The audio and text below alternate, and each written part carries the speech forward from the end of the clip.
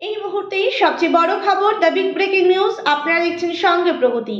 সঙ্গে প্রগতি ইউটিউব চ্যানেলে সবাইকে স্বাগত জানিয়ে শুরু করছি আজকের প্রতিবেদন। আজকের প্রতিবেদনের মূল বিষয়বস্তু, উত্তর পূর্বের রাজ্যে ত্রিপুরায় বিজেপির অষ্টম পাস বিধায়ক তিনি উচ্চ মাধ্যমিকের পরীক্ষা হলে পৌঁছে গেলেন। সাধারণত পরীক্ষা হলে কাদের থাকার কথা? একটা উচ্চ মাধ্যমিকের পরীক্ষা, যেটা বোর্ডের এক্সাম, সেখানে নিশ্চয়ই পরীক্ষার্থী এবং কিছু গার্ডের থাকার কথা, কিন্তু সেখানে পৌঁছে গেলেন বিজেপির বিধায়ক। অন্যদিকে তিনি আবার নাকি অষ্টম পাস, অর্থাৎ তিনি হচ্ছে 8 পাস। এই 8 পাস বিজেপির তোলাবাজ ছাপ্পা বিধায়ক তিনি আজ পৌঁছে গেলেন উচ্চ মাধ্যমিকের পরীক্ষাস্থলে বা পরীক্ষা হলে জ্ঞান বিতরণ করার জন্য।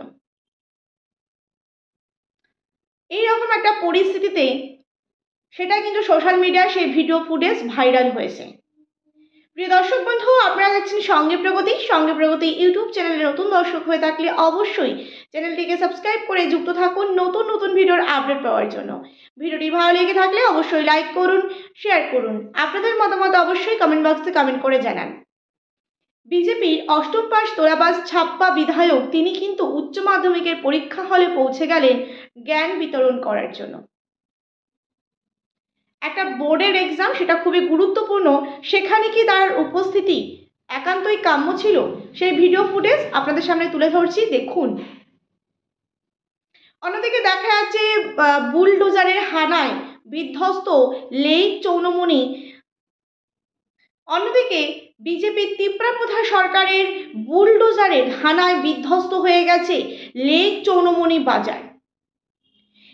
আমরা দেখেছি যে গতকাল যে ঘটনাটি ঘটেছে সেটা কিন্তু অত্যন্ত মর্মান্তিক, কারণ সেখানকার মানুষের রুটি রুজির কিন্তু প্রশ্ন থেকেই যাচ্ছে।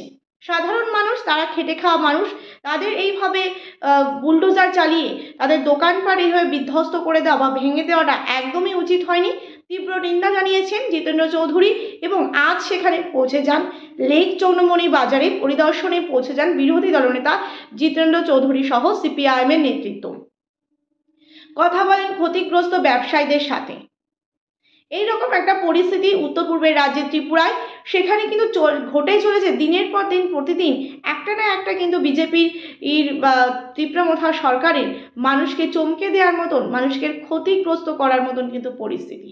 একটা পরীক্ষাস্থল বোর্ডের এক্সাম, সেখানে কিন্তু কোনো নেতা মন্ত্রীদের যাওয়া কিন্তু একদমই শোভা পায় না, এবং সেখানে তিনি পৌঁছে গেলেন এবং পরীক্ষা হল পর্যন্ত তিনি কিন্তু পৌঁছলেন। বিষয়টা কিন্তু যথেষ্ট পরিমাণে দৃষ্টিকটু। এবং দেখা যাচ্ছে যে আরও একটি বিষয় বলার বিষয়, যে সারা বছর সেখানে শিক্ষা প্রতিষ্ঠানগুলির যে পরিস্থিতি, সেগুলো তো তিনি কখনো খতিয়ে দেখেন না। তারও বিজেপির এই বিশিষ্ট বিধায়ক নির্বাচনে প্রতিদ্বন্দ্বিতা করার জন্য তিনি যখন তার শিক্ষাগত যোগ্যতা বা শিক্ষাগত কোয়ালিফিকেশন তিনি যখন জমা করেন, সেখানে দেখা যায় তিনি লেখেন যে মাধ্যমিক ফেল। সেক্ষেত্রে তিনি কি করে একটা উচ্চ মাধ্যমিকের একটা গুরুত্বপূর্ণ পরীক্ষাস্থলে পৌঁছে যান এবং জ্ঞান বিতরণ করেন? বিষয়টা একটু হাস্যকর হয়ে গেল না? এবং তার সম্পর্কে যে একের পর এক যে অভিযোগ আছে, তিনি কিন্তু তোলা বা ছাপ্পা বিধায়কের কিন্তু তকমাও তিনি কিন্তু ইতিমধ্যেই গ্রহণ করেছেন। এবং সামনেই কিন্তু এডিসি ভিলেজ নির্বাচন, তার আগেই কিন্তু মাথায় রাখতে হবে এই বিজেপি ত্রিপুরা সরকার শিক্ষা প্রতিষ্ঠানগুলিকে এইরকম কিন্তু পরিস্থিতি করে রেখেছে। এর আগেও আমরা দেখি যে শিক্ষা প্রতিষ্ঠানে ধুন্ধুমার নাচ গান উত্তেজনামূলক পরিস্থিতি তৈরি হয়েছে, অথচ সেখানে কিন্তু পৌঁছননি পুলিশ প্রশাসন, প্রতিবাদ করেননি। তখন কোথায় ছিল বিজেপির বিধায়করা? প্রিয় দর্শক বন্ধু, এই ছিল আমাদের আজকের প্রতিবেদন। ভিডিওটি ভালো লেগে থাকলে অবশ্যই লাইক করুন, শেয়ার করুন। আপনাদের মতামত অবশ্যই কমেন্ট বক্সে কমেন্ট করে জানান। নতুন দর্শক হয়ে থাকলে চ্যানেলটিকে সাবস্ক্রাইব করতে কিন্তু একদমই ভুলবেন না। ধন্যবাদ সকলকে।